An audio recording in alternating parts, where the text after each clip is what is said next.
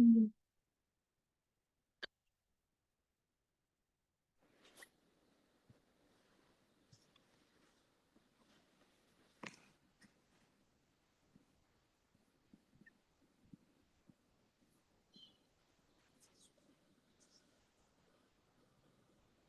Assalamualaikum warahmatullahi wabarakatuh. Selamat pagi, Bu. Selamat pagi, teman-teman. Kami dari kelompok 4 akan mempresentasikan materi tentang vitamin. Sebelumnya, izin memperkenalkan diri. Nama saya Desma Jovanka. Nama saya Mutiara Safira Ramadhani. Nama saya Liva Malina.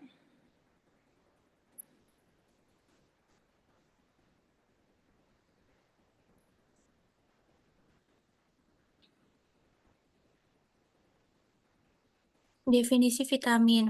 Vitamin adalah senyawa organik esensial yang diperlukan oleh tubuh.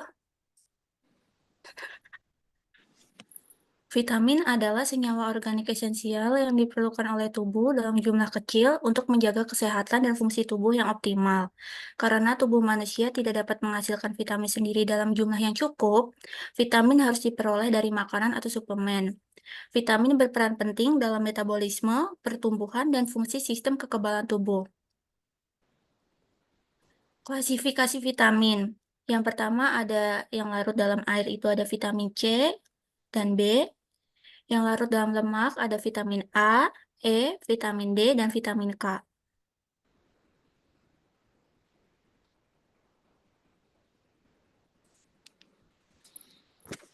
Vitamin A. Vitamin A adalah vitamin larut lemak yang pertama ditemukan.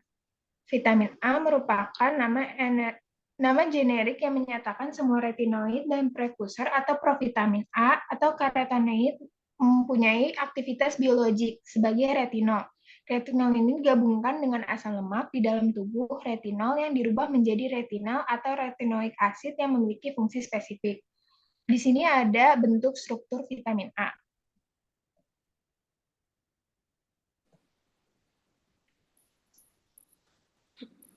Karakteristik vitamin A. Yang pertama, karakteristik vitamin A ini, vitamin A dapat larut dalam lemak. Yang kedua, vitamin A ini tahan terhadap panas cahaya dan juga alkali. Yang ketiga, vitamin A ini secara umum bentuknya adalah retinol. Dan yang keempat, vitamin A ini memiliki dua bentuk aktif, yaitu ester retinil yang berasal dari hewani dan beta karotin yang berasal dari nabati. Nah, fungsi vitamin A apa aja sih? Fungsi vitamin A yang pertama itu dia dapat berfungsi dalam penglihatan normal pada cahaya remang. Yang kedua, berfungsi dalam diferensiasi sel. Yang ketiga, membantu menjaga sistem kekebalan tubuh. Yang keempat, membantu pertumbuhan sel dan perkembangan tubuh. Yang kelima, membantu pembentukan sperma, pertumbuhan sel telur, dan perkembangan janin. Yang keenam, memiliki kemampuan retinoid yang mempengaruhi perkembangan sel epitel dalam pencegahan kanker dan juga penyakit jantung. Yang ketujuh, pembentukan email pada gigi. Nah, metabolisme vitamin A, yang pertama proses dimulainya dengan penghancuran karotenoid dan vitamin A pada fase lemak di dalam lambung dan duodenum.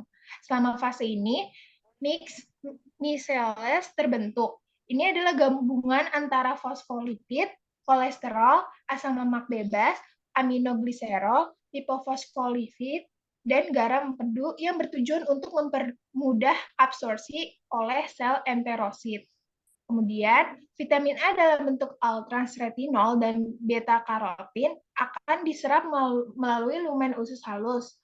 Absorpsi retinol bervariasi mulai dari 75% hingga 100%, sedangkan absorpsi beta-karotin bervariasi mulai dari 3% hingga 90%.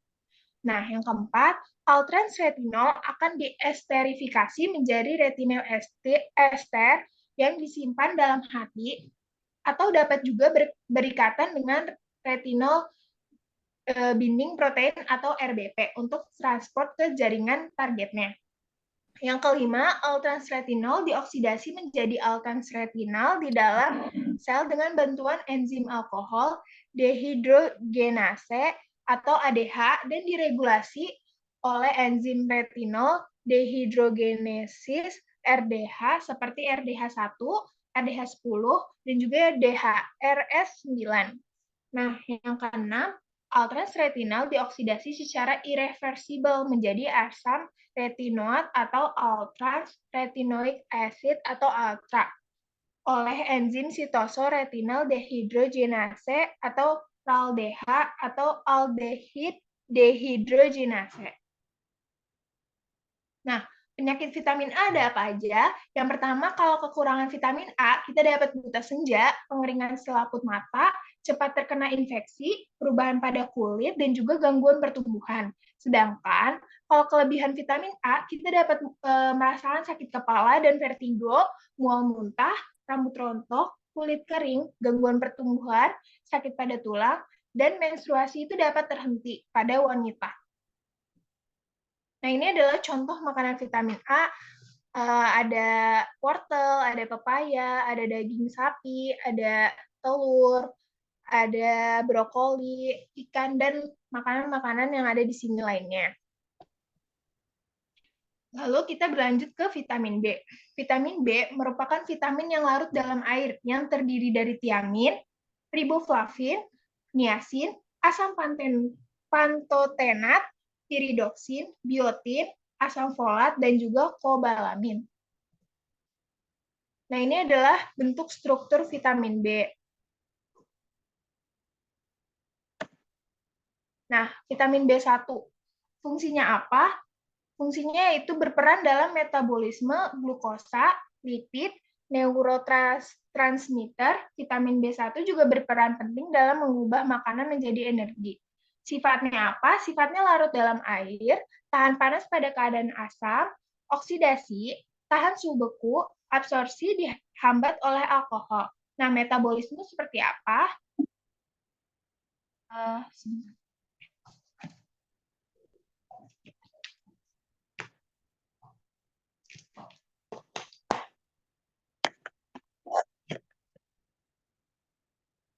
Nah, metabolismenya yaitu vitamin B1 mengalami metabolisme di hepar dan menghasilkan metabolit-metabolit aktif.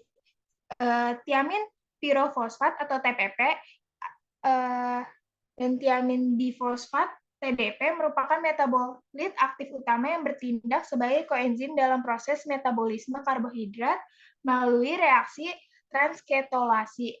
Nah, sumber makanan dari B1 ini ada daging merah, dada ayam, telur, susu sapi, bayam, mentimun, salmon, pisang, dan juga roti gandum. Lalu ada vitamin B2. Vitamin B2 ini berfungsi sebagai unsur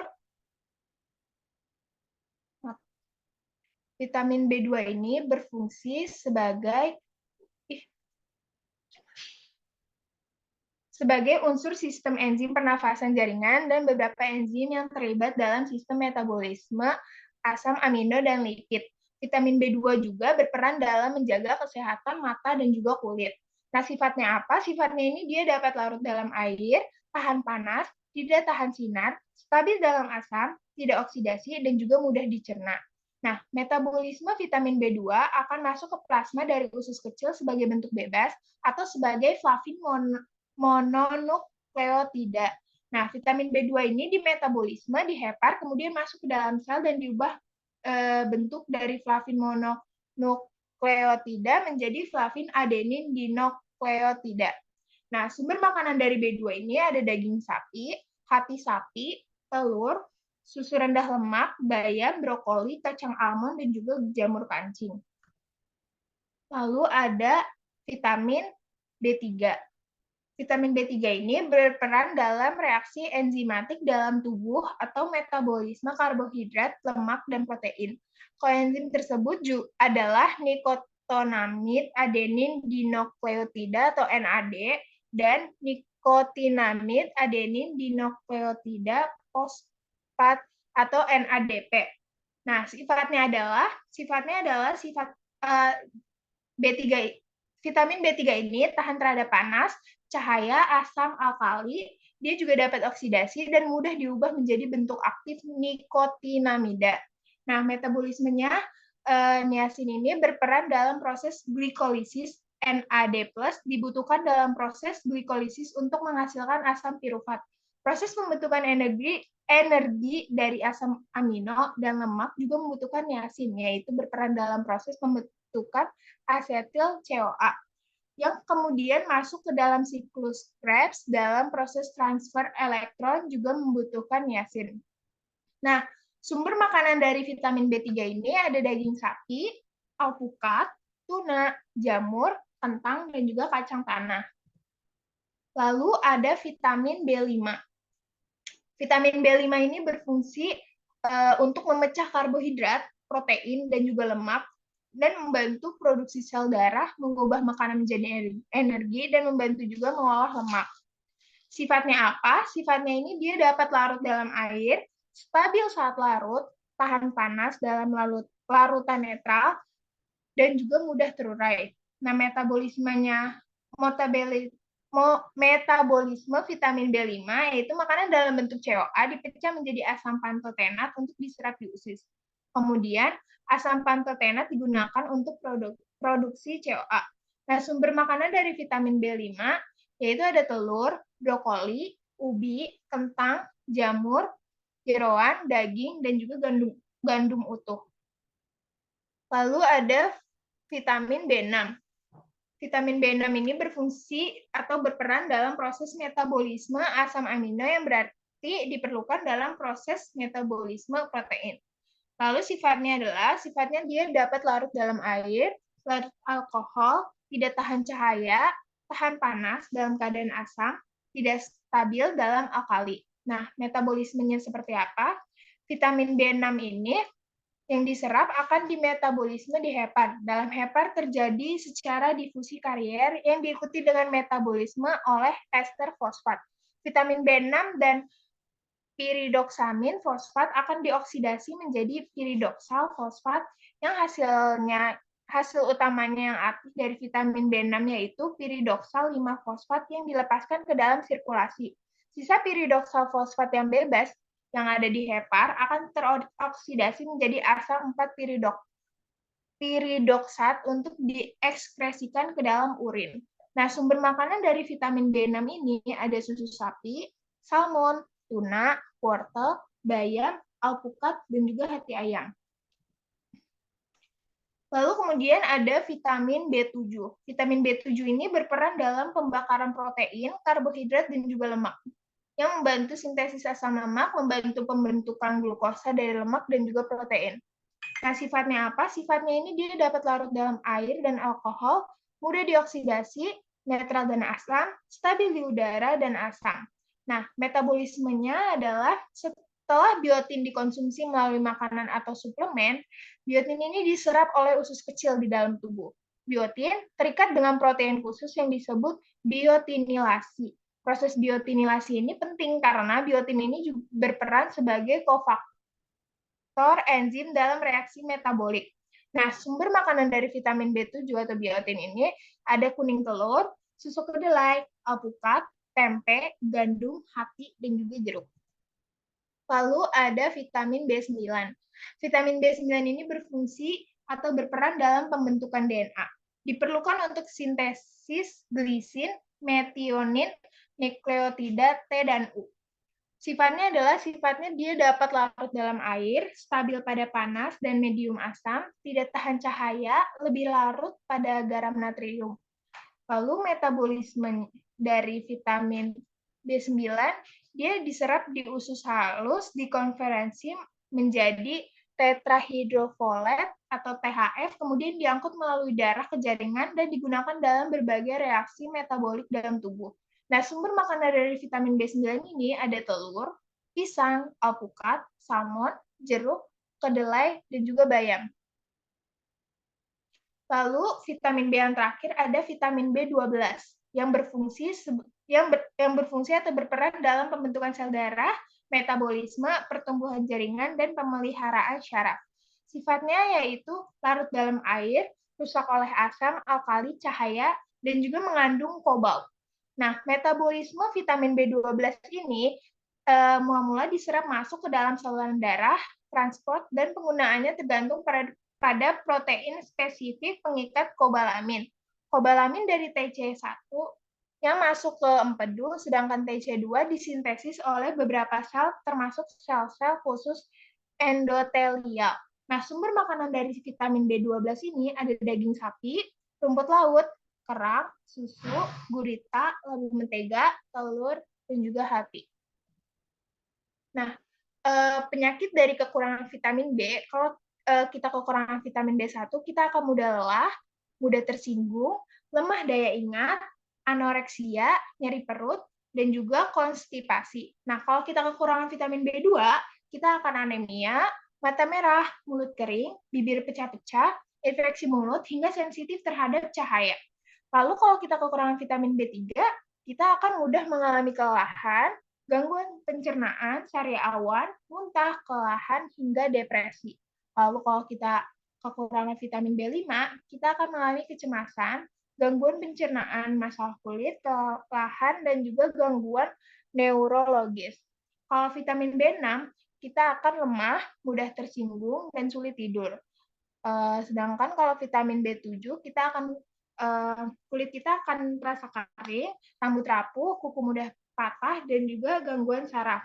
Lalu kalau kekurangan vitamin B9, kita akan mengalami yang namanya penurunan jumlah sel darah merah atau anemia megaloblastik. Lalu kalau kita kekurangan vitamin B12, kita akan merasa mudah lelah, diare, mudah gelisah, mati rasa, dan sensasi kesemutan pada jari-jari dan kerusakan syaraf. Nah, kalau tadi sebelumnya adalah kekurangan, sekarang kalau kita kelebihan vitamin B. Kalau kita kelebihan vitamin B1, kulit kita akan sensitif terhadap sinar matahari, gangguan pencernaan, reaksi alergi, dan juga gangguan syaraf. Sedangkan kalau kita kelebihan vitamin B2, urin akan berwarna kuning terang, terus juga ada gangguan pencernaan, terus kita akan sensitif terhadap sinar matahari dan gangguan dalam fungsi ginjal. Lalu kalau kita kelebihan vitamin B3, kita akan mengalami flushing, gangguan lambung, gatal-gatal, pusing, gangguan hati, dan masalah gula darah.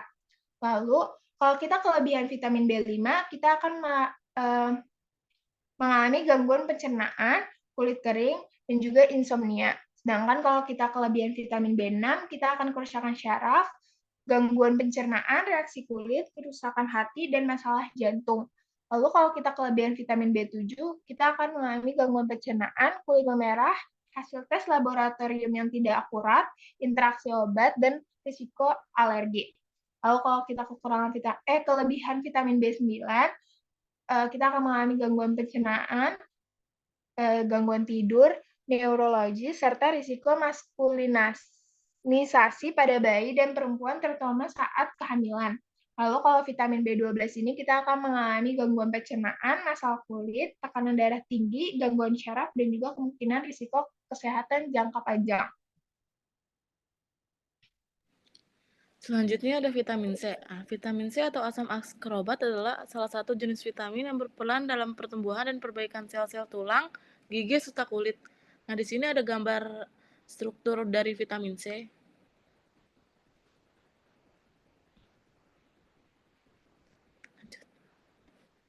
Next.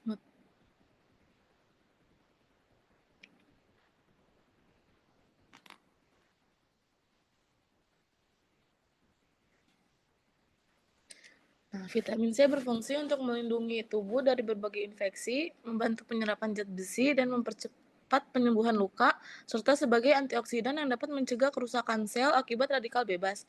Nah, karakter vitamin C itu ada, yang pertama adalah larut dalam air, yang kedua ada bersifat asam dan stabil dalam bentuk kering, dan yang ketiga itu berbentuk kristal putih dan tidak berbau. Metabolisme vitamin C itu yang pertama ada penghilangan elektron. Vitamin C mengalami metabolisme utama di hati dan sebagian di ginjal.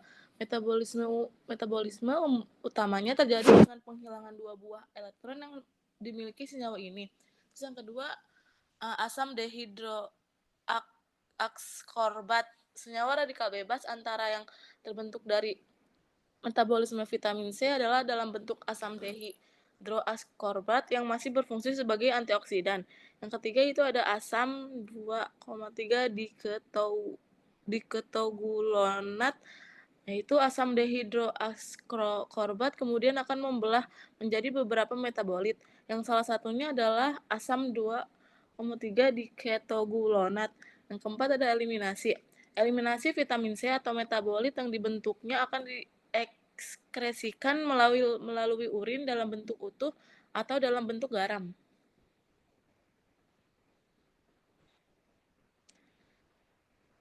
Di sini ada penyakit vitamin C. Kelebihannya yaitu mengancam kesehatan kulit yang dapat menyebabkan kulit kering, pecah-pecah, dan penuaan dini.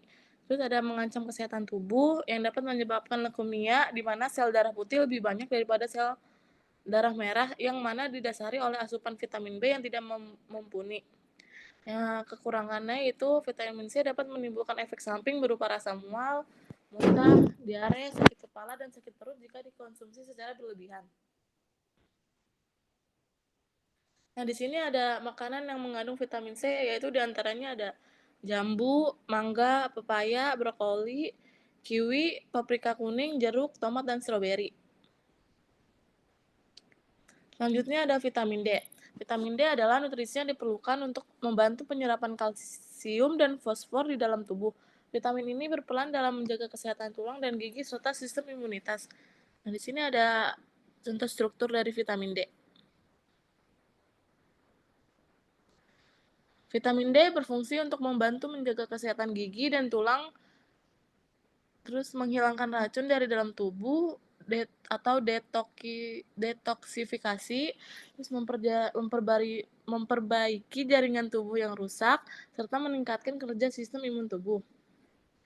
Karakteristik vitamin D itu ada sifatnya sebagai anti radang dan antioksidan, terus ada larut dalam lemak, dan yang terakhir ada tidak larut air. Metabolisme vitamin D. Metabolisme vitamin D adalah proses kompleks yang terjadi di dalam tubuh manusia ketika sinar matahari mengenai kulit. Kolesterol di bawah kulit dirubah menjadi prekursor vitamin D. Kemudian prekursor ini diubah menjadi bentuk aktif vitamin D di dalam hati dan ginjal. Vitamin D aktif ini kemudian memengaruhi berbagai fungsi tubuh seperti penyerapan kalsium dan fosfor serta kesehatan tulang. Penyakit pada vitamin D itu kelebihan jika mengonsumsi vitamin D itu ada hiperkalsemia atau tidak nafsu makan, sembelit, sakit kepala, dehidrasi. Habis itu ada gangguan pada tulang, kerusakan ginjal, gangguan kesehatan mental, dan gangguan sistem pencernaan. Kalau misalkan kekurangan vitamin D itu bisa menyebabkan tulang dan gigi mudah rapuh, memicu penyakit jantung, dan mudah lelah. Di sini ada makanan yang mengandung vitamin D, diantaranya itu ada udang, tuna, makarel, kuning telur, susu, daging, sarden, sereal, salmon, minyak ikan, dan jamur.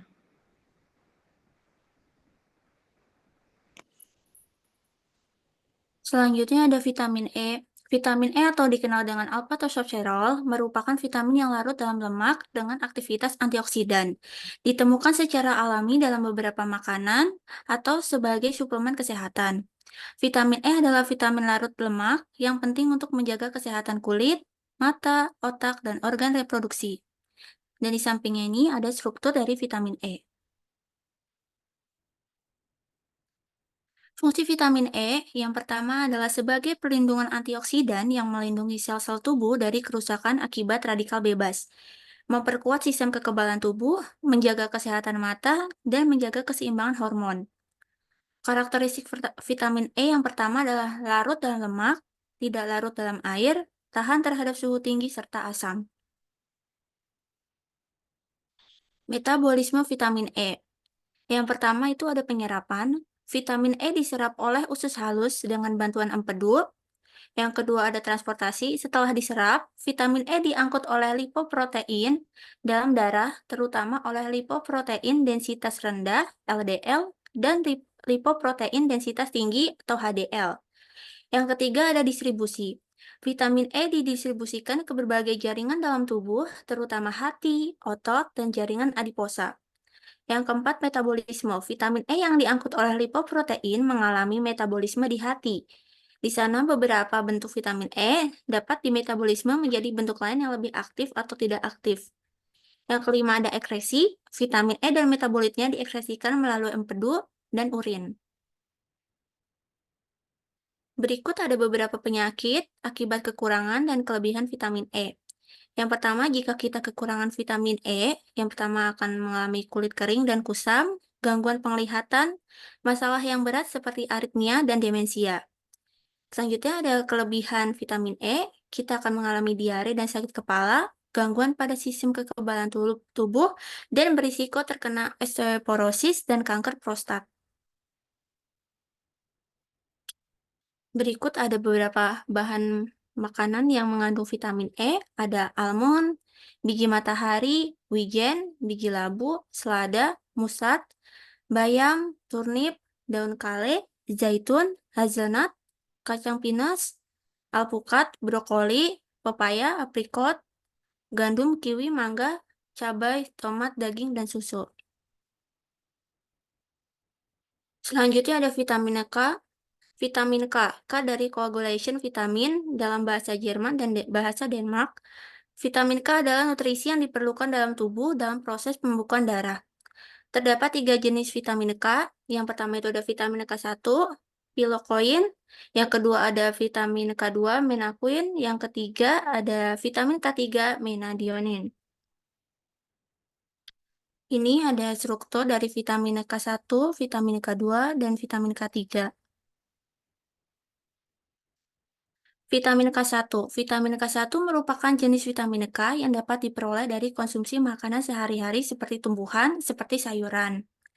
Fungsi vitamin K yang pertama adalah menjalankan proses pembukaan darah, membantu proses pembentukan tulang, dan menjaga kesehatan pembuluh darah jantung. Karakteristik vitamin K1 yang pertama itu larut dalam lemak, hanya mampu bertahan beberapa jam dalam darah, hanya 10% dari total vitamin K1 yang dapat diserap oleh tubuh. Sumber makan dari vitamin K1 itu ada daun kale, bayam, brokoli, dan lobak. Vitamin K2. Vitamin K2 adalah jenis vitamin yang dihasilkan oleh makanan fermentasi dan produk hewani. Fungsi dari vitamin K2 itu menjaga kepadatan tulang, menurunkan risiko kanker, mengurangi gangguan kecemasan. Karakteristik vitamin K2 itu larut dalam lemak dan mampu bertahan berhari-hari dalam darah. Sumber makanan vitamin K2 itu berasal dari natto, keju, dada atau paha ayam, dan kuning telur. Selanjutnya ada vitamin K3. Vitamin K3 adalah vitamin sintetis yang tidak ditemukan pada sumber makanan alami. Vitamin K3 masih menjadi zat sintetis yang belum digunakan sebagai suplemen. Penggunaan suplemen menadionin pada manusia tidak disarankan karena dapat meningkatkan risiko kerusakan hati dan sel darah merah. Vitamin K3 umumnya digunakan dalam pakan unggas dan babi, serta makanan hewan komersial untuk anjing dan kucing.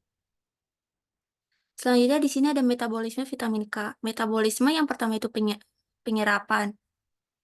Ini vitamin E sih.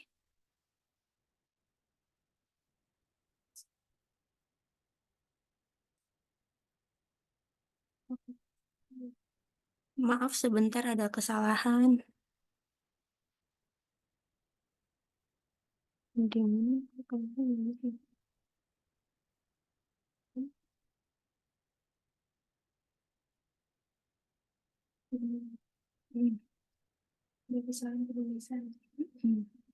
Mana?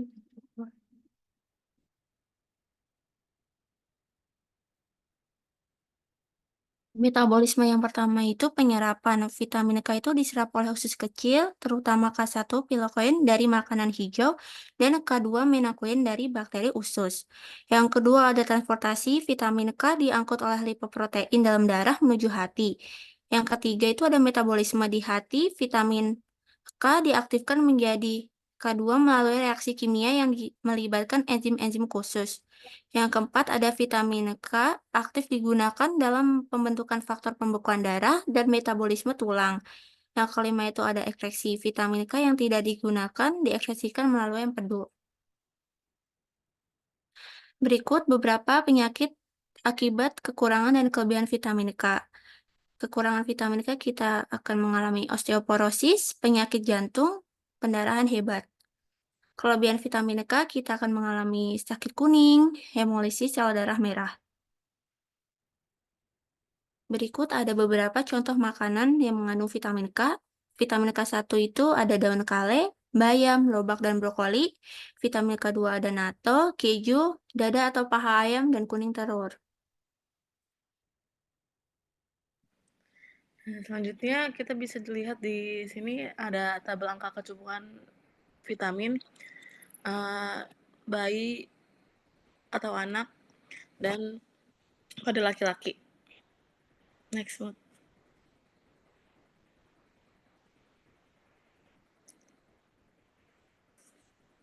Next, Muti. Selanjutnya ada angka kecukupan vitamin menurut ibu menyusui. Next. Nah, ini ada daftar pustakanya. Itu vitamin C. In human health and disease, it's still a mystery. Menurut ahli Lander tahun 2003. Next. Sekian presentasi dari kelompok kami. Apakah ada yang ingin ditanyakan?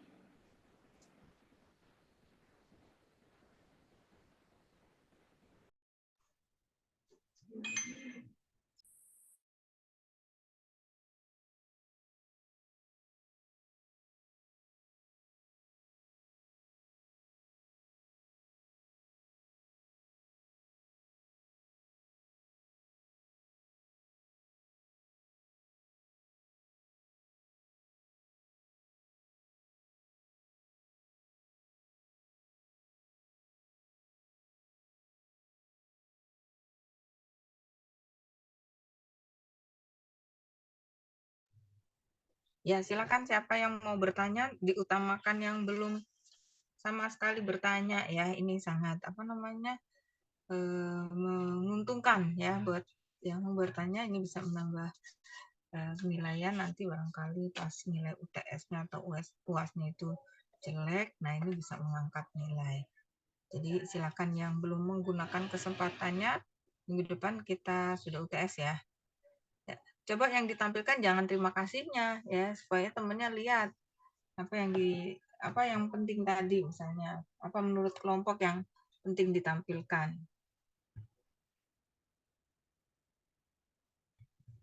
Mungkin dari jenis vitamin, pembagian vitaminnya ada nggak dari awal slide tadi? Pembagian vitamin kelompokkan menjadi 2. Nah ini ya. Ya silakan. Saya mau nanya boleh, Bu?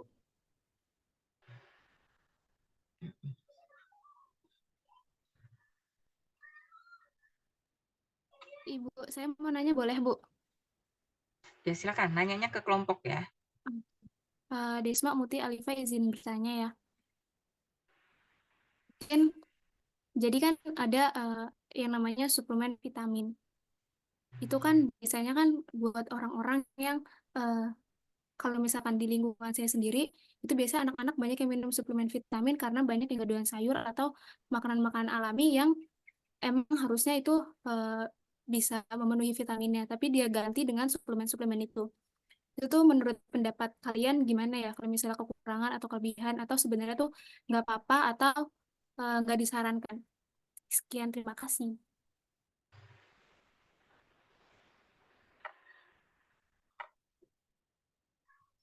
Ya silakan yang memimpin kelompok ya, yang memimpin memoderatori diskusi kelompok.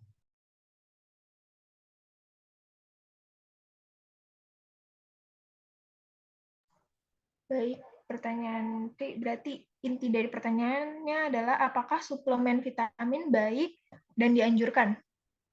Iya. Oke, Ibu, kita tampung dulu nggak apa-apa, Bu? Terima kasih, Bu. Apakah ada pertanyaan lagi dari yang lain? Izin bertanya, Muti, Desma, Alifah. Apakah kita boleh mengkonsumsi vitamin dalam jumlah besar untuk lebih memperbesar daya tahan tubuh kita? Terima kasih.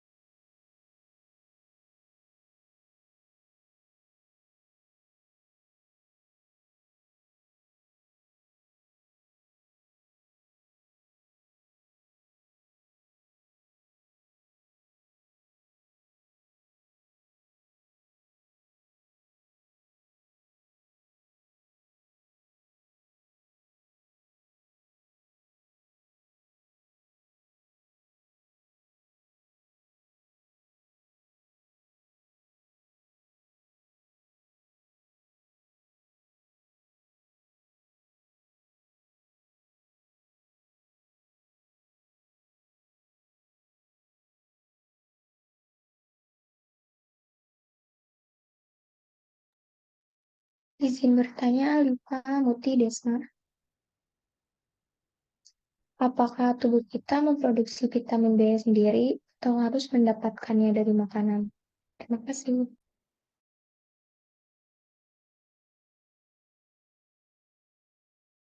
Boleh diulang, Putri, pertanyaannya? Oh ya, apakah tubuh kita memproduksi vitamin B sendiri atau harus mendapatkannya dari makanan?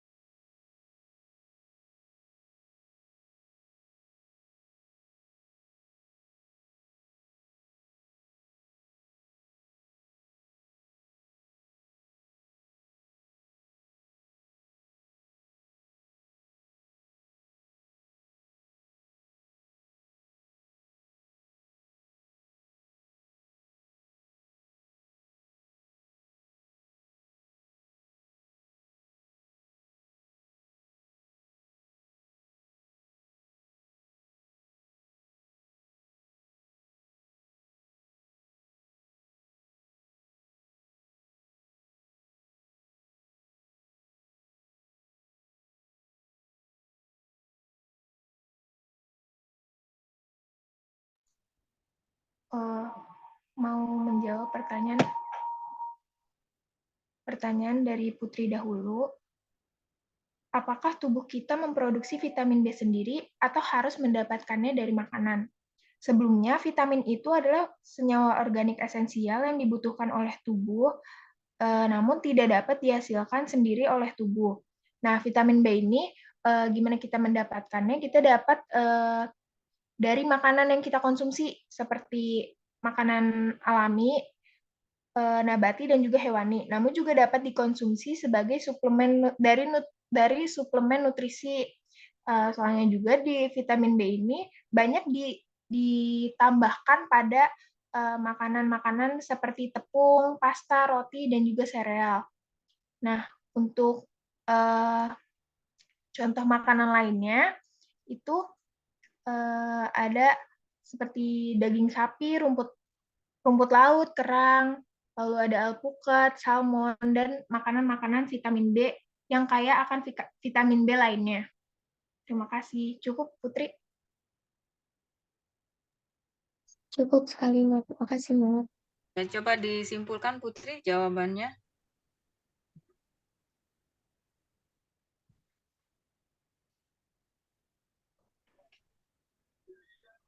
Iya, Bu. Jadi vitamin B itu terdapat secara alami dari berbagai makanan seperti nabati dan hewani, namun juga dapat dikonsumsi sebagai suplemen nutrisi. Vitamin B juga ditambahkan kepada makanan seperti tepung, pasta, roti, sereal.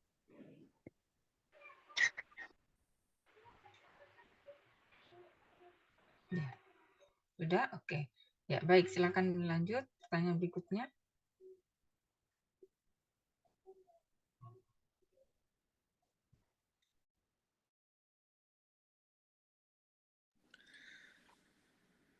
Saya akan menjawab pertanyaan dari Tri. Pertanyaannya yaitu, apakah suplemen vitamin baik dan dianjurkan? Jadi, suplemen vitamin dapat menjadi alternatif untuk mendapatkan asupan nutrisi tambahan, terutama jika kebutuhan nutrisi harian tidak dapat dipenuhi dengan makanan seimbang.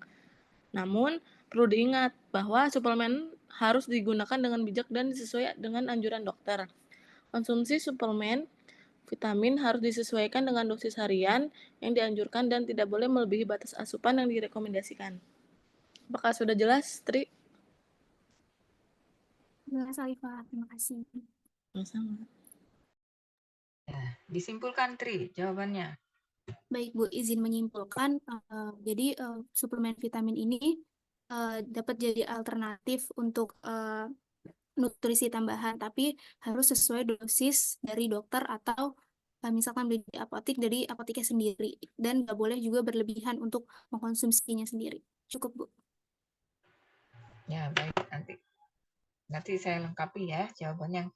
Diselesaikan dulu diskusinya. Ya, silakan lanjut pertanyaan tadi. Tadi yang bertanya Tri, Putri sama siapa lagi tadi? Sama Tri, Bu. Ya, Tri Komala, Putri, bukan ada 3 ya? Menurut Sofi, Bu. Sofi. Apa namanya? Nur Sofi. Oh, ya, silakan.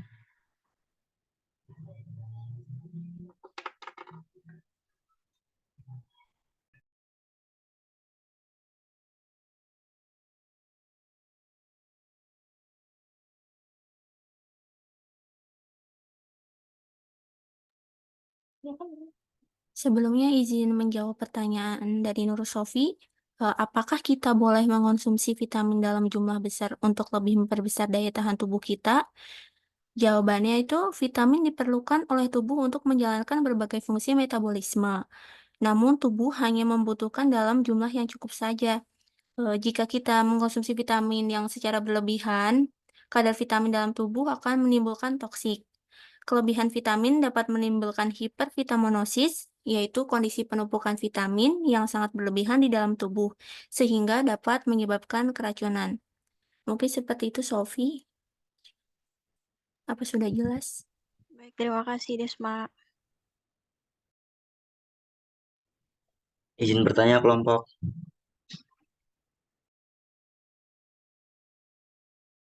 Iya, silakan. Bagaimana pengaruh pola makan dan gaya hidup terhadap penyerapan vitamin dalam tubuh? Siapa ini yang bertanya? Muhammad Agung Arafi, Bu. Sebentar.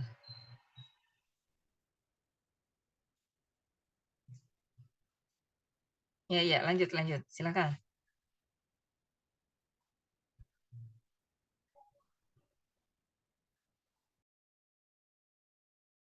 Izin bertanya kelompok.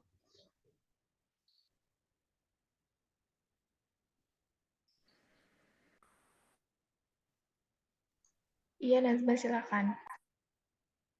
Dari vitamin yang kita konsumsi itu ada gak sih vitamin yang bisa disimpan di dalam tubuh? Itu aja, terima kasih.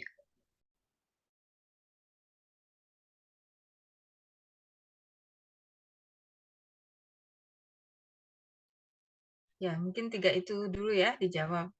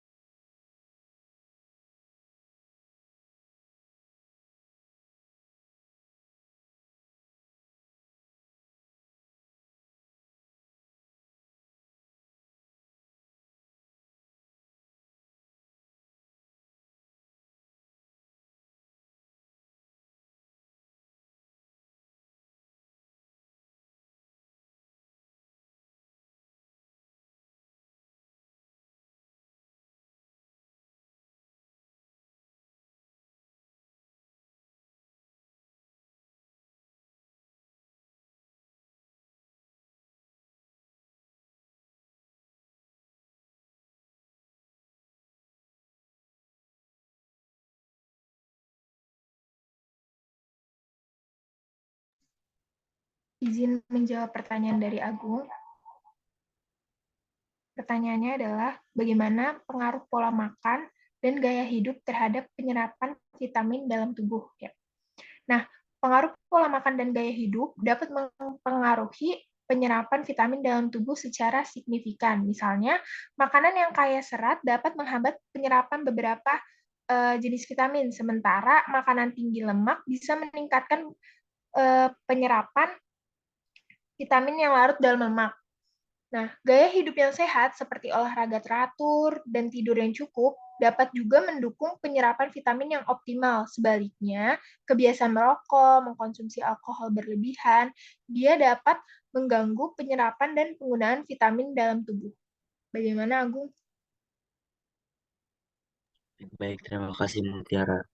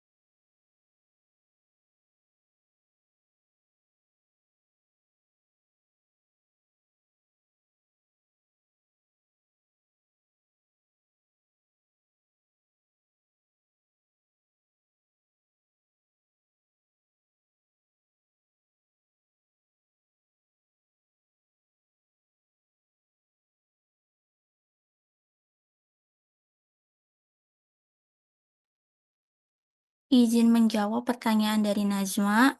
Sebelumnya tadi bertanya vitamin apa saja sih yang dapat disimpan dalam tubuh. Vitamin yang dapat disimpan dalam tubuh itu adalah vitamin yang larut dalam lemak.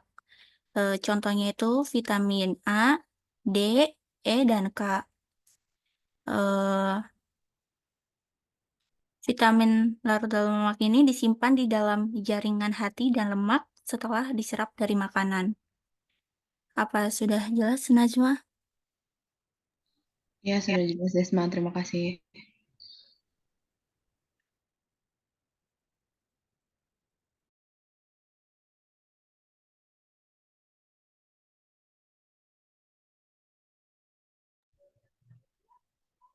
Ya, Nasma bisa disimpulkan lagi secara singkat jawabannya tadi supaya teman-temannya juga mendengar. Ya, Ibu izin menyimpulkan ya, Bu. Jadi vitamin yang larut dalam tubuh itu tadi disebutkan oleh Desma itu yang larutnya di dalam lemak ya, Bu. Contohnya itu ada vitamin A, D, E, dan K. Terus juga dia itu bisa disimpan di sel lemak dan organ hati. Seperti itu, Bu. Terima kasih. Ya, oke. Silakan lanjut lagi. Berapa lagi pertanyaannya? Izin bertanya, Desma. Sebentar. Mutiara, berapa lagi pertanyaannya yang belum dijawab?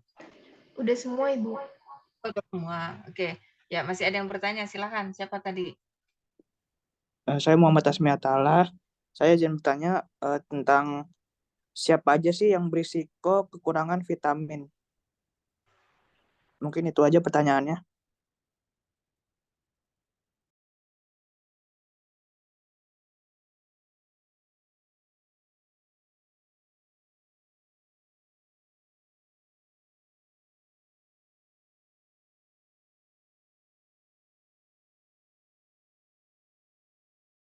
Ya, ini pertanyaan terakhir ya. Silakan.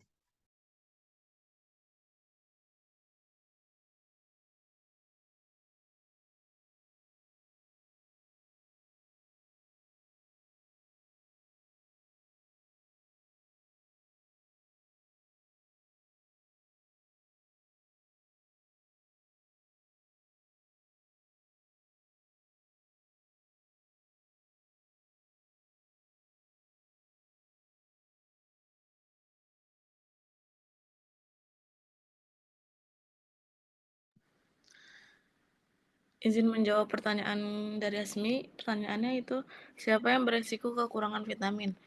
Di beberapa orang beresiko lebih tinggi kekurangan vitamin seperti orang yang tidak makan makanan seimbang, orang dengan kondisi kesehatan tertentu, situ ada wanita hamil dan menyusui, dan orang tua. Apakah sudah jelas, Asmi? Eh, sudah cukup jelas. Terima kasih ya, Alifah. Nah, disimpulkan dulu, Asmi. Baik Bu, izin menyimpulkan. Jadi tadi kata Alifah ada beberapa orang ya yang bisa beresiko kekurangan vitamin. Jadi ada orang yang nggak makan makanan seimbang, terus orang dengan kondisi kesehatan tertentu, terus tadi ada juga wanita hamil dan menyusui ya, sama tadi orang tua. Ya, good. Oke. Ya, baik. Semuanya sudah terjawab pertanyaannya, kelompok? Sudah, Ibu. Ya, nggak ada yang ketinggalan ya. Tadi yang presentasi Mutiara, Alifah, Desma, sudah ya? Bertiga ya? Oke. Oke, Ibu. Yang kita bahas tadi pertanyaan-pertanyaan dari semuanya ya. Ini PPT-nya masih ini kan ya? Masih muncul ya? Oke. Ya. Jadi tadi ya pertanyaan-pertanyaan ini sebetulnya pertanyaan bagus-bagus dan saling berkaitan sebetulnya ya. Tadi misalnya ada yang bertanya tentang penggunaan suplemen, terus kemudian juga kalau kita mengkonsumsi vitaminnya lebih dari dosis ya, dengan alasan untuk meningkatkan supaya daya tahan tubuh lebih kuat gitu ya. Misalnya kalau orang sakit kepala, supaya cepat sembuh harusnya 1 kapsul diminumnya 2 gitu. Nah, apakah boleh ya vitamin kita konsumsinya juga seperti itu ya supaya meningkatkan 2 kali lipat katakanlah gitu ya daya tahan tubuh. Nah, tadi kelompok sudah menjelaskan ya. Nah, kalau kita lihat dari PPT ini ya, ini yang di slide pertama ini klasifikasi vitamin ya. Vitamin itu terbagi menjadi 2 ya. Ini harus diingat-ingat ya semuanya. Nanti kalau UTS juga akan keluar pasti vitamin ada larut air dan larut lemak. Ya, vitamin larut dalam air itu ada 2 vitamin, ya, vitamin B dan vitamin C. Sedangkan vitamin yang larut dalam lemak itu ada 4, ya, kalau disingkat menjadi ADEK, ya, gampangnya gitu, ADEK ya, vitamin A, D, E, dan K. Nah, masing-masing vitamin ini punya ciri atau sifat yang berbeda-beda. Nah, tadi di kelompok juga sudah menyampaikan. Kalau vitamin B dan C sudah jelas dia tidak larut dalam lemak, ya, tetapi dia larut di dalam air. Ya. Nah, kalau vitamin A, D, E, dan K, ya, sudah pasti dia larut di dalam lemak. Ya. Nah, maka karena perbedaan sifat ini, ya, tentu memiliki efek samping yang berbeda-beda. Contoh vitamin B dan C.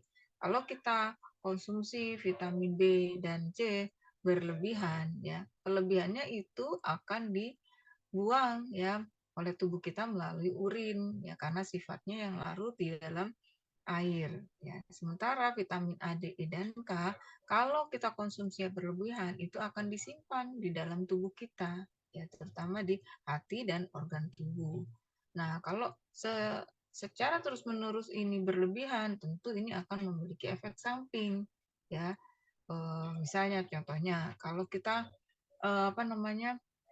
terlalu sering atau terlalu banyak menimbun, ya, misalnya apa ya yang biasa banyak dikonsumsi vitamin K atau vitamin E yang katanya untuk kesehatan kulit gitu ya. Nah, kalau itu terlalu berlebihan kita konsumsi ya ini tentu akan mengendap di dalam tubuh kita. Ya bisa jadi itu akan menyebabkan atau misalnya akan menyebabkan gangguan ginjal ya, kemudian bisa juga mungkin beberapa vitamin menyebabkan diare ya, kemudian mual ya, muntah ya. Jadi gejalanya efeknya bisa dari yang ringan sampai yang berat, ya bahkan bisa menjadi perdarahan. Bahkan efek sampingnya juga bisa ke depannya akan menyebabkan penyakit lain yang bisa munculnya penyakit jantung, kanker. Nah, itu efek samping yang jika kita mengkonsumsi vitamin tersebut berlebihan. Nah, konsumsi vitamin berlebihan biasanya ya terjadi karena kita minum suplemen. Nah, jarang kasus yang kelebihan vitamin itu karena makanan. Nah, biasanya dikarenakan karena tambahan dari suplemen. Ya, kalau dari makanan rasanya sedikit ya, karena masih banyak orang yang nggak suka sayur. Kalaupun makan sayur biasanya juga jarang atau sedikit ya. Contoh sehari-hari kalau makan sayur pasti sayurnya itu hanya sebagai topping misalnya, ya kan cuma disiram di atas nasi ya, kemudian yang banyak kuahnya. Nah, kalau makannya sehari-hari seperti itu tidak mungkin kita kelebihan vitamin ya dengan cara makan seperti itu. Nah, maka biasanya kelebihan vitamin itu karena kita mengkonsumsi tambahan yang berupa suplemen. Nah, ini yang harus hati-hati ya. Kalau kapan kita boleh mengkonsumsi suplemen? Ya ketika dalam kondisi tubuh misalnya pemulihan, ketika kita sakit ya. Orang sakit biasanya nafsu makannya kurang sehingga asupannya juga menjadi kurang. Nah, itu boleh saja kita mengkonsumsi vitamin atau dalam bentuk suplemen atau dalam kondisi kita tidak sehat, fit dan kurang fit ya. Bisa saja itu untuk meningkatkan daya tahan tubuh kita. Misalnya di sekeliling kita nih banyak yang flu gitu. Nah, kita khawatir nih tertular ya karena kita satu ruangan. Nah, boleh saja sekali-kali kita mengkonsumsi suplemen ya untuk meningkatkan daya tahan tubuh kita. Tapi tidak menjadi suatu yang rutinitas ya karena efek samping. Nah, efek samping pada pemberian suplemen itu juga bisa terjadi karena kita sedang menggunakan atau mengkonsumsi obat-obatan.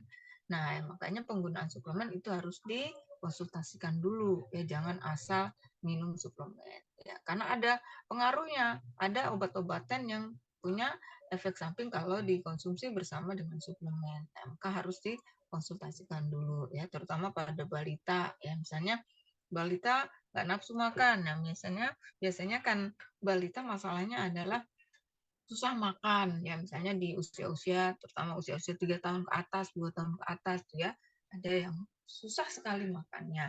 Nah, akhirnya cepat-cepat si ibunya kasih vitamin, suplemen. Nah, ini tanpa dikonsultasikan dulu dengan dokter, ini akan bisa saja menimbulkan efek samping ya, sehingga tidak efektif dia memberikan suplemen atau vitamin. Jadi kasus kelebihan vitamin itu sangat jarang terjadi kecuali biasanya karena kita konsumsi dari tambahan ya yang berlebihan. Kalau dari makanan biasanya malah kurang ya. Contoh misalnya bukan tidak ada ya, jarang sekali kasus ketemu misalnya kasus kelebihan vitamin B. Ya, ada nggak pernah dengar kita itu dia kelebihan vitamin B ya, maka dia sakitnya begitu gitu ya. Nah, jarang ya kita dengar seperti itu, ataupun hampir tidak pernah. Karena memang kelebihan vitamin B, C ini sangat jarang ya terjadi, yang ada kekurangan. Kalau kurang sering kita dengar. Oh, dia kena apa? Kok penyakitnya sampai dirawat? Oh, kurangan mineral, ya dia kurang kalium. Nah, itu sering kita dengar ya, maka dia harus bed rest di rumah sakit. Tapi kalau kelebihan dia tuh katanya penyakitnya kelebihan kalium. Nah, jarang kasus-kasus seperti itu ya, kelebihan mineral atau dia kelebihan ini vitamin K, ya, vitamin D, jarang ya. Nah, biasanya yang terjadi kita kekurangan. Tapi itu bisa saja terjadi karena tadi sebetulnya bukan karena asupan hari-hari, tapi mungkin tambahan-tambahan. Ketika COVID masih ingat ya, kalian pasti semuanya mungkin hampir semuanya minum vitamin ya atau suplemen ya kan. Wah, cari Iya, Bu. apa vitamin apa yang paling banyak dicari saat itu? Apa yang kalian sering minum apa waktu COVID kemarin? Vitamin C. Vitamin C. Vitamin C, Apalagi? Bu. Nah, vitamin C. Apalagi selain vitamin C, mungkin ada yang lainnya juga yang diburu. Apa? Mungkin vitamin K juga ya, vitamin D juga ya kan, atau bahkan di yang sakit ya mungkin yang kena COVID kemarin itu dikasih dari puskesmas, ada di situ vitamin D-nya juga ya, ada yang juga vitamin kompleks ya, B kompleks dan lain-lain lah, zinc ya, zinc juga termasuk. Nah, kondisi-kondisi seperti itu mungkin tubuh kita memang membutuhkan saat itu, tapi bukan terus berkelanjutan, kita terus-terusan minum itu ya. Nah, dalam kondisi seperti itu boleh saja kita mengkonsumsi ya, mengingat kita perlu daya tahan tubuh kita yang lebih kuat ya, karena kondisi yang sangat genting darurat ya saat itu. Nah, jadi penggunaan tambahan suplemen ya itu harus dilihat kondisi kita ya, apakah tubuh kita betul-betul membutuhkan itu. Kalau kita merasa dari makanan kita sudah cukup sayurannya, saya makan tiap hari selalu menyiapkan sayur, yang mengkonsumsi sayur, buah cukup ya, dan tubuh tidak mengalami gangguan apapun, mungkin baik-baik saja ya, konsumsi suplemen mungkin tidak diperlukan. Tapi ketika tubuh dalam masa pemulihan, habis sakit ya, nah itu bisa saja. Kadang dokter juga atau petugas kesehatan juga memberikan vitamin ya, pertama vitamin C misalnya, supaya pemulihannya lebih cepat. Nah, jadi dalam kondisi-kondisi itu, nah tadi ada pertanyaannya, yang beresiko siapa aja sih ya untuk dalam pertanyaan itu, berisiko kekurangan vitamin ya. Jadi sebetulnya semua kita rentan terhadap kekurangan vitamin ya. Terutama adalah kelompok balita, kelompok ibu hamil, ibu menyusui, ya remaja, dan juga orang lansia. Nah, itu mungkin kelompok-kelompok yang rentan ya mengalami kekurangan vitamin dan juga kekurangan gizi secara umum. Jadi kelompok bayi, balita, nah itu sangat rentan. Kenapa? Karena tubuhnya juga rentan terhadap daya tahan tubuh yang menurun, ya gampang sakit ya kalau anak-anak bayi balita itu. Maka dalam program-program pemerintah ya, pernah dengar nggak pemberian kapsul atau tablet vitamin A? Nah, pernah dengar itu? Mungkin yang di rumah sering dengar informasi ibu-ibu yang punya anak balita ke posyandu karena ada pemberian tablet atau kapsul vitamin A. Nah, pernah dengar nggak seperti itu? Nah, itu ya, itu mungkin bisa ditambahkan ya di PPT-nya nanti pada bahasan vitamin A, program pencegahan kekurangan vitamin A, ya, yaitu adanya pemberian tablet vitamin A. Nah, itu diberikan dalam 1 tahun itu 2 kali. Nah, ada yang tahu bulan apa saja bulan pemberian vitamin A? Nah, ini harus tahu nih, Kesmas, ya, info-info seperti ini. Nah, informasi itu ditambahkan ya, jadi nanti PPT-nya revisinya adalah penambahan dari informasi program pemerintah untuk menanggulangi kekurangan vitamin A, yaitu dengan pemberian tablet vitamin A atau kapsul ya vitamin A 1 tahun 2 kali. Nah, 1 tahun 2 kali itu diberikan setiap bulan Februari dan Agustus. Ya, cuma yang bulan kemarin kalau nggak salah itu mundur Oktober ya, karena apa gitu ya, ada masalah apa. Ya, jadi 1 tahun tuh intinya 2 kali, ya, Februari dan Agustus. Nah, siapa yang dikasih vitamin A di posyandu? Nah, yang sasaran untuk pemberian vitamin A ini adalah pada balita, ya bayi usia 6 sampai 59 bulan, ya. Kemudian juga ibu nifas, ya, atau ibu yang melahirkan. Nah, itu targetnya, sasarannya pemberian tablet. Nah, ini kalian harus tahu informasi seperti ini, ya. Nanti kalau mungkin magang di puskesmas ya, ditanya atau dilibatkan ini sudah ngerti, nyambung gitu ya, bahwa program itu ada ya. Nah, kenapa vitamin A harus terus diberikan dan ini programnya masih jalan ya?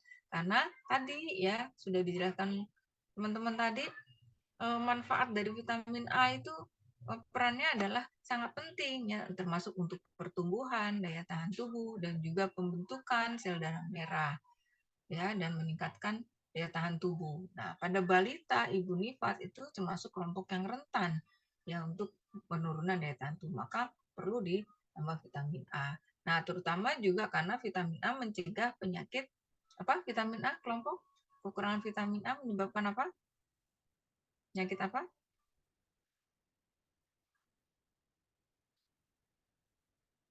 Gangguan pada apa?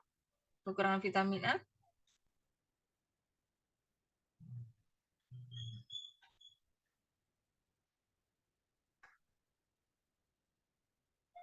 Apa atau yang lainnya, masa yang presentasi lupa baru dipresentasikan? Apa akibat kekurangan vitamin A? Gangguan penglihatan, Ibu. Apa dong gangguan penglihatan ya, rabun senja ya, itu akibat kurang vitamin A. Maka kenapa pemerintah masih menjalankan program itu ya, bahkan sampai kebutaan. Nah, yang belum ada ya ditambahkan juga penyakit akibat kekurangan vitamin A, gangguan penglihatan. Itu macam-macam jenisnya. Dan ditampilkan gambarnya. Ya, sayang ini tadi presentasinya nggak ada itu. Nggak ada gambar gangguan penglihatan karena kekurangan vitamin A. Ya, itu ada yang namanya kornea matanya ya. Ada yang ada bercak bitot namanya. Nah, itu akibat vitamin A. Nah, sebaiknya itu tadi ditampilkan sih ya. Tapi nanti ditambahkan ya di PPT-nya ditambah program vitamin A. Karena itu yang harus kalian tahu nih ya, karena sebagai tenaga kesehatan masyarakat harus tahu program-program pemerintah yang berjalan ya terkait dengan gizi. Jadi ditambahkan ya, siapa yang bikin PPT-nya? Mungkin dicatat ya, supaya nggak terlewat. Oke, nah terus mungkin tadi kembali ke PPT-nya masih muncul nggak ya? Sebentar, saya soalnya nggak pakai HP ini. Nggak pakai HP, nggak pakai laptop, sebentar. Ya. Nah, oke, ya. Jadi itu tadi ya yang mungkin tambahan dari pembahasan teman-teman yang berdiskusi tadi sudah cukup banyak ya diskusinya. Beberapa pertanyaan nggak saya catat sih ya. Oke, kita ke sini aja ya. Vitamin ya. Jadi ini sudah ada definisi. Jadi kenapa vitamin ini sangat penting ya, karena peranannya berbeda-beda ya. Contoh misalnya vitamin B9, B12, ternyata itu juga bisa mencegah terjadinya anemia. Yang kita ketahui anemia disebabkan karena apa? Kekurangan apa? Kekurangan darah merah. Kurang darah, Bu. Ya, kekurangan darah. Disebabkan karena kurang darah itu karena kurang zat gizi apa? Zat besi bukan, Bu? Zat besi, asam folat. Ya, jadi anemia itu terjadi bukan hanya kekurangan mineral zat besi, tetapi juga kekurangan vitamin B, ya terutama vitamin B9 dan B12 yang tadi sudah dijelaskan. Coba dicari yang B9 deh, atau yang B12, B9 contohnya.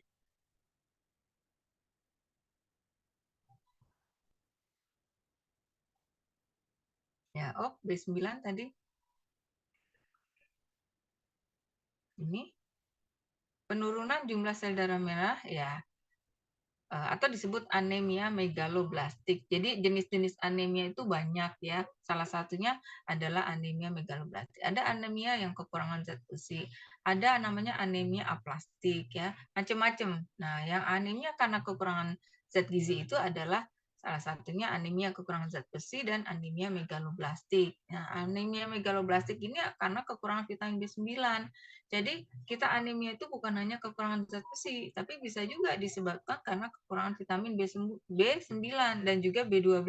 Ya, B12 itu juga fungsinya sama ya dalam memproduksi sel darah merah. Nah, jadi kita mesti pahami ya bahwa kita anemia itu, kejadian anemia itu bukan hanya terjadi karena kekurangan zat besi, tetapi juga bisa disebabkan karena vitamin B, terutama vitamin B9 dan vitamin B12. Jadi megaloblastik itu maksudnya ukuran sel darah merahnya itu besar, ya lebih besar dari ukuran normal. Nah itu maksudnya. Ya, jadi disebut megaloblastik.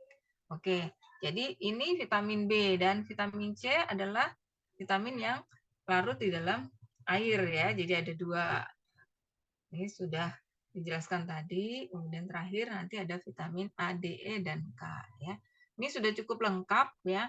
Ada sumbernya, ada kebutuhannya, ada sifatnya, ya ada metabolismenya ya. Bagus presentasinya, hanya tadi ditambahkan saja yang vitamin A ya, karena itu ada program pemerintah khusus. Nah, ini vitamin D ya. Oke. Nah, kalau vitamin K, ya vitamin K ya. Kalau vitamin K ini ya disebut coagulation ya, vitamin koagulan ya maksudnya. Jadi dia itu karena punya peran untuk penggumpalan darah. Jadi kalau kita sakit, luka, keluar darah, ya kalau kita kekurangan vitamin K, sulit untuk menggumpal darahnya atau sulit berhenti ya darahnya. Jadi dia bisa terus mengalami perdarahan. Nah, ini kalau tubuh kekurangan vitamin K, maka biasanya dokter akan memberikan vitamin K ya kalau ketika tubuh mengalami misalnya terjadi perdarahan habis melahirkan, perdarahan karena anemia, nah itu bisa ditambah vitamin K ya untuk menghentikan perdarahannya. Ya. Jadi dia sifatnya untuk penggumpalan. Nah, oke. Nah, kalau vitamin E itu ada di sini ada E dan K. Nah, sebelum metabolisme mungkin. Nah, ini ya yang manfaatnya. Vitamin E itu lebih kepada antioksidan ya. Nah, antioksidan ini juga vitamin E ini juga pada saat COVID kita dianjurkan untuk mengkonsumsi ya.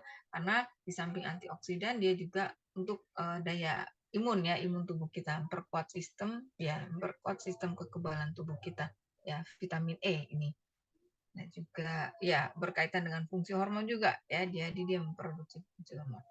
Nah, sehingga kalau ini kita simpulkan ya, jadi vitamin-vitamin ini yang terbagi menjadi dua tadi ya, ingat-ingat vitamin larut air dan larut lemak ini, semuanya itu harus terpenuhi di dalam tubuh kita. Tadi sudah ada tabel angka kecukupan gizinya bagus ya, coba tampilkan secara sekilas tabelnya tadi.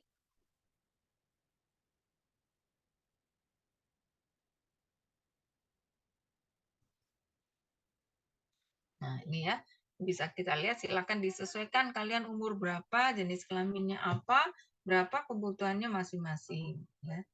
Nah, ini sudah ada, ini menjadi acuan. Nah, kalau kita lihat di situ ada ibu hamil ya. Nah, ibu hamil itu ada tambahan-tambahan, di situ ada plus-plusnya ya, yang dibutuhkan oleh ibu hamil dan juga ibu menyusui. Jadi setiap trimester ya. Nah, gitu ya. Sehingga kalau kita simpulkan ya, kita ini tidak bisa merasa cukup dengan satu jenis bahan makanan ya, karena semua bahan makanan yang kita konsumsi itu punya unsur nilai gizi yang berbeda-beda. Maka kenapa kita dianjurkan untuk mengkonsumsi makanan yang bervariasi atau beragam ya, karena tadi yang besar. Karena tadi fungsinya yang berbeda-beda dan itu tidak ada artinya setiap makanan itu tidak ada yang katakan makanan itu sempurna ya, semuanya jenis bahan makanan itu punya perbedaan gitu ya, bisa juga punya kelebihan dan kekurangan masing-masing. Yang di sini misalnya ada kandungan seratnya tinggi, yang di sini rendah, sehingga kita bisa mengcombine makanan itu. Contoh seperti itu. Yang di sini minim vitamin B-nya. Oh, yang di tempat lain bahan makanan lain lebih tinggi. Nah, sehingga kita harus selalu bervariasi dalam konsumsi harian kita agar semuanya terpenuhi. Jadi tadi fungsi vitamin B sudah banyak ya. Secara umum vitamin B salah satunya juga membantu metabolisme energi dalam tubuh kita, merombak karbohidrat, lemak, protein, ya zat gizi makro yang di awal sudah kita pelajari, ya itu tanpa bantuan vitamin B tidak bisa dia menghasilkan energi. Jadi metabolisme itu dibantu oleh si vitamin B ini. Gitu. Maka pentingnya kita mencukupi semua kebutuhan gizi ya, maka kita disarankan untuk selalu mengkonsumsi makanan yang beragam. Jangan menjadi picky eater ya, pemilih dalam makanan gitu ya. Oke, saya rasa itu ya untuk penjelasan di materi hari ini. Boleh stop share ya. Tinggal itu penambahannya ya, kelompok ya, ini sudah bagus, silakan. Jangan lupa nanti yang di-upload itu yang sudah diperbaiki. Nah, jadi ini materi terakhir ya, nanti minggu depan kita sudah UTS. Jadi UTS-nya sampai dengan materi hari ini. Maka di-upload-nya yaitu jauh-jauh hari sebelum UTS, supaya semuanya bisa mempelajari, karena soal-soalnya akan saya ambil di setiap PPT kalian. Nah, sekarang pertanyaannya, ini kelompok berapa ini yang hari ini presentasi? Kelompok 4, Ibu. Kelompok 4. Nah, sekarang saya tanya, kelompok 1 sudah dikirim belum? Sudah di-upload belum? PPT-nya. Siapa kelompok 1?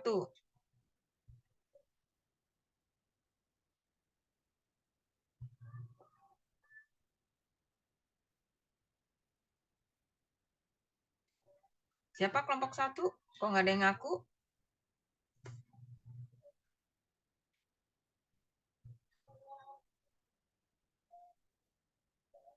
Ayo cepetan, saya mau ngajar ini. Mau ke kampus nih. Hanya dijawab sudah diupload atau belum? Kelompok 1, revisi. Belum. Hmm? Belum, Bu. Belum. Siapa kelompok 1? Saya dan Naila, Bu. Ini siapa sih yang jawab? Maaf, saya nggak bisa ngeliat semuanya nih. Jasmine dan Naila, Bu. Oh, Jasmine dan Naila. Nah, Jasmine, Naila harus diupload ya. Kalau ujiannya hari Rabu, ya paling tidak supaya bisa membaca teman-temannya, itu hari Sabtu sudah diupload. Dan saya akan lihat di hari Sabtu untuk semua tugas-tugasnya. Ya, kelompok 1 ya. Hari Sabtu revisinya. Kalau terlalu lama nanti kamu lupa mana yang direvisi. Jangan sampai nanti yang diupload yang belum direvisi. Nah, nanti nilainya saya ambilnya nilai yang belum direvisi jadinya. Yang masih salah, yang masih kurang.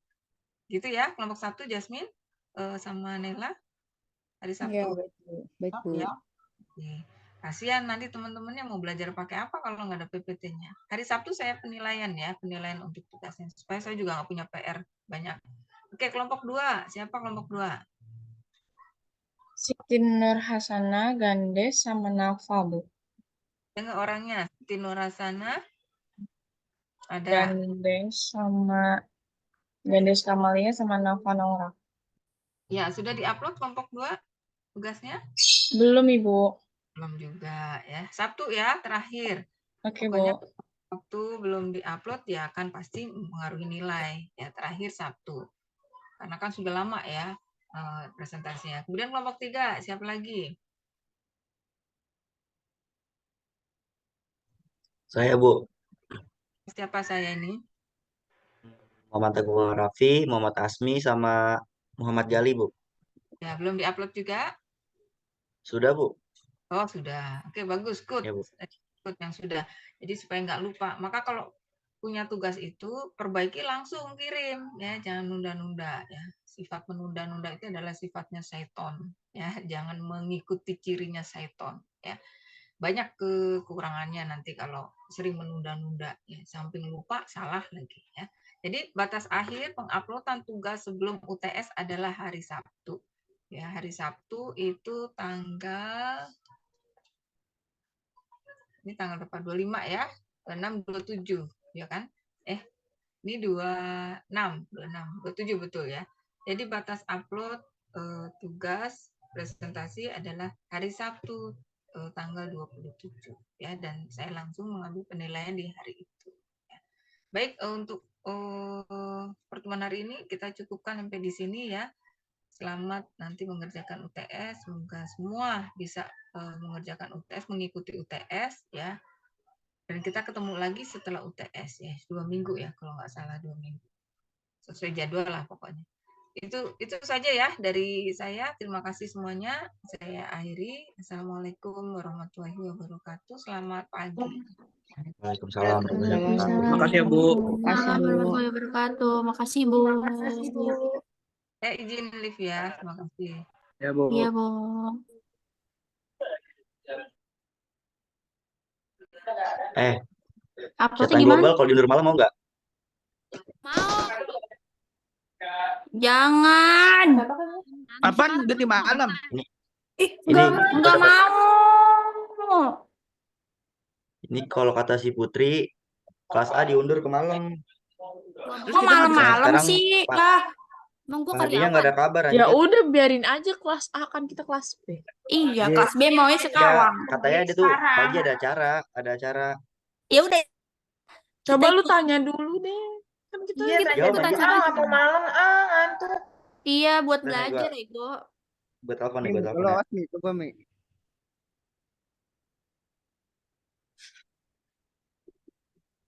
Tanya PJ-nya, Gung, si Davina. Hah? Tanya, Gung. Tanya Dulu PJ-nya nanya ke katanya dia kan, Gung. Put. Davina. Itu kan Azmi ngapain sih lu? Kocak banget Asmi dah. anjing. Tadi gue kira lu di warung beneran tahu.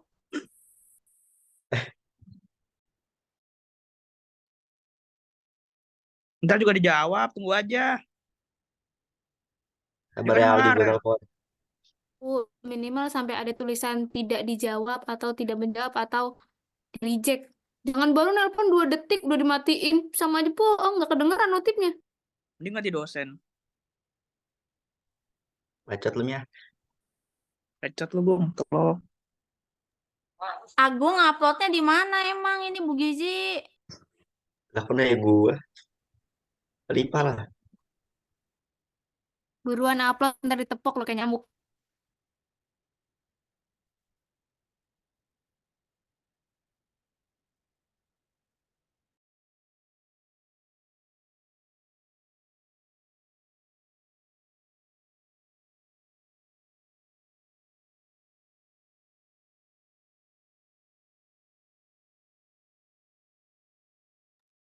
Pak Hadi memanggil nih, nggak dijawab sama dia.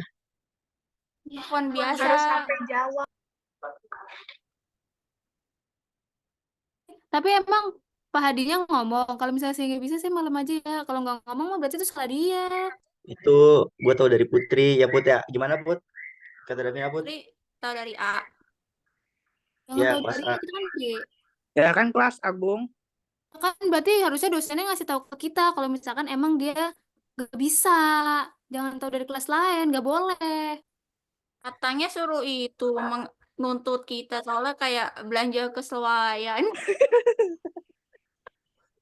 Apa perbedaan kuliah sama belajar selama swalayan? Jadi Asmi aja deh yang ngajar deh. Jamia, itu presentasi yuk. Udah, silakan di share screen.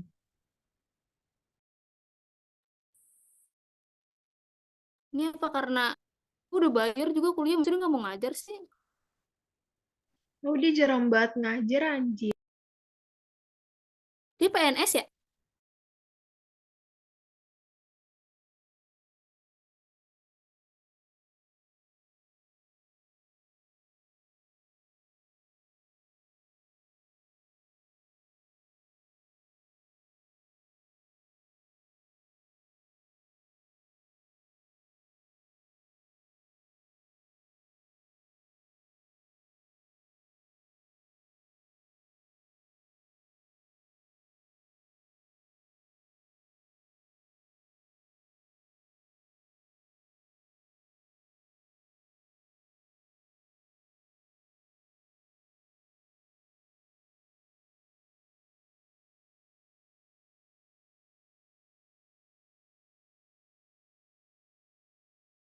Belum dijawab juga, Gung.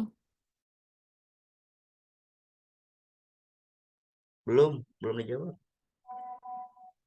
Tapi serius, Pak Hadi ada omongan nggak kalau dia mau ada acara atau Enggak, di presentasi? gue nggak ada omongan. Ini dapat kabar dari kelas A, katanya dia bisa cuma malam, soalnya kalau pagi tuh ada acara, ada kegiatan. Nggak tahu Kita selesai di jam berapa. PHP-in. Ih, kok Agung nggak interaktif sih sama Pak Hadi? Udah gue chat dari kemarin, cuma belum dibalas. Apa karena Agung cowok ya? Kelas A PJ-nya cewek. Iya kali ya.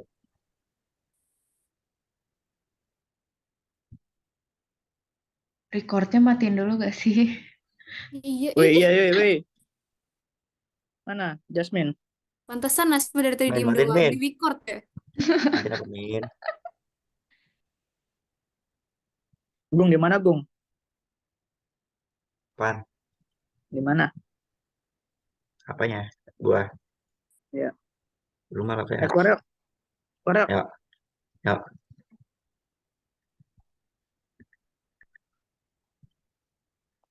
Mau kemana, Mi? Bebas.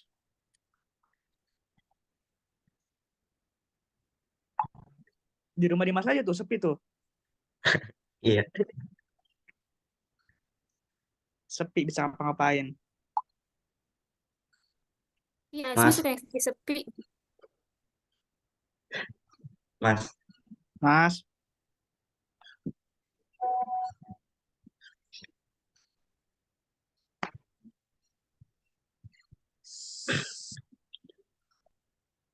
Udah kayak geser ke malam deh, kesbal deh. Nggak ada Jam kabar berapa? anjir. Nggak tahu. Bisa Isa. Udah gabung Zoom kelas aja udah. Udah amat. Kocak. Ih. Jam Nggak ada berapa? kabar, anjir. Alah, males banget. dia nuntut on cam. Put, Tidur Put, gua. Put, Putri. Kelas A, ada kabar gak jam berapanya, Put? Nggak tahu, tanyain aja dulu. Ke siapa? Ke Davina. Tanyain aja, aku kan di kelas A ada itu lu kan. Apa? Apa tolong nih?